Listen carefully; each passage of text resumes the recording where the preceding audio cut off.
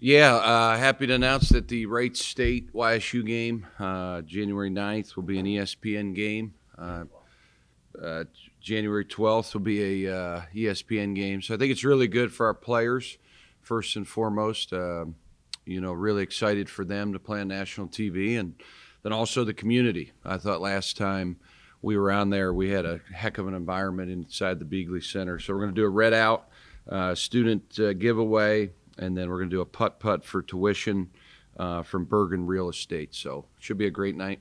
I know it's still 4 games away, Jared, but you put the games in the program to have two of those games last year, like this time and then again this year. Yeah, I mean, I think also it's about your brand, right? It's about what you're building. We built quite a bit over a 7-year period here. Each year we've gotten better. Our fan base has grown drastically. I think the interest in this community for our basketball program is at an all-time high. So I think it means the world to our program, and it will be something that in another week we'll be really excited about. And kind of, like you mentioned, still obviously a week away, but what will that kind of atmosphere look like? Obviously, if you guys keep it going, it'll be an exciting statement game for Horizon League. Yeah, I mean, last year, the announcers, Jordan and Scott, they came in here and they've done a ton of Horizon League games. They've been at Wright State, NKU, Oakland, Milwaukee, Cleveland State, some of the perennial powers in this conference. And don't want to slight Green Bay because they've had great years, and same with Detroit. So I think what it shows you is the electricity inside this building, which will be really neat in another year when we redo the Beagley Center, right? I think last year there was 2 games that really stood out in my mind as far as the crowds. It was really 3: Wright State, Oakland, and then the Oklahoma State game. And those announcers both said that it was probably the best atmosphere of the entire conference. So hopefully we can recreate that. The guys are playing pretty well. It's a great league. So I think anytime you could show that on national TV, a national audience, we have alums all over the world. We have fan base all over the world. But just a basketball fan in general, to be able to see this Horizon League and how good it is, I think it's really good to be a part of that. Jared, you guys welcome Oakland to town on Sunday. What have you seen from them? Yeah, I mean, well, first and foremost, very well coached. Coach Campy's the longest active coach at one institution in the entire country. So he has done a tremendous job there over the years. They have a unique style. They play a zone. Wouldn't really call it a matchup, but it's a 1-3-1 zone with some matchup principles. They have played, I believe, the 12th hardest schedule in the country.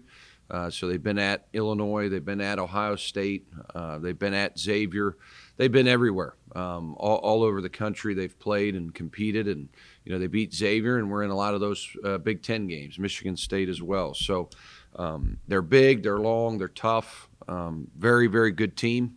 Be right at the top of this conference, so we'll have to be ready to play. To be a place for 40 years, you have to have some consistency.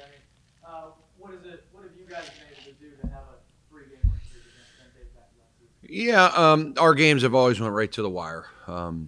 We've had some epic battles in here a few years back. I think we made Sports Center, beat them on a buzzer beater, Garrett Covington. Just the Oakland YSU, even dating back to Coach Slocum in the semifinal game up there at Little Caesars Arena years ago when they knocked them off in the quarterfinals to go to the semifinals. Kaufman's shot was, heard around the country. I mean, it was a crazy game. But great series with these guys, a lot of respect. We've made a few more plays than them the last few times. So we know it's going to be a tall task. We've had a lot of time to get ready for the zone, but until you see it in person, it's a little different. You haven't played it 10 days and really at practice up until probably yesterday. What have you been working on in practice to get you guys motivated to come out to a fast start on Sunday? Trying to get guys to understand us that it's a new season, right? Season 1 is in the books. That's our non-conference. Now we're back into conference play. So you got 18 games left. Every game is critical. It's the hardest thing to do in college basketball is to win a regular season title. So every game means a lot. And we have to have a sense of urgency, a sense of connection, and we've got to have great practices leading up to this game. I know it's a New Year's Eve game. Just talk about what's the message for fans. Come on, support this team. A big.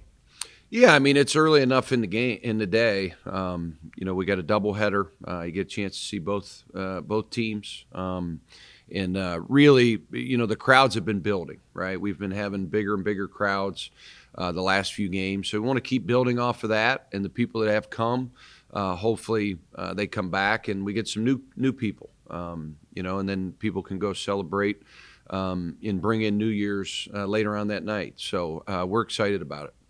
I know you had 10 days off. How's everyone healthy-wise? Everyone healthy Sunday? Yeah, everybody right now, Os, has been practicing. Of course, this time of year, you've got some bumps and bruises, some sickness going around for sure. But I like where we're at. I think we're in a good rhythm. But we gotta get some scrimmage in here the next 2 days to get some really some game reps underneath our belt.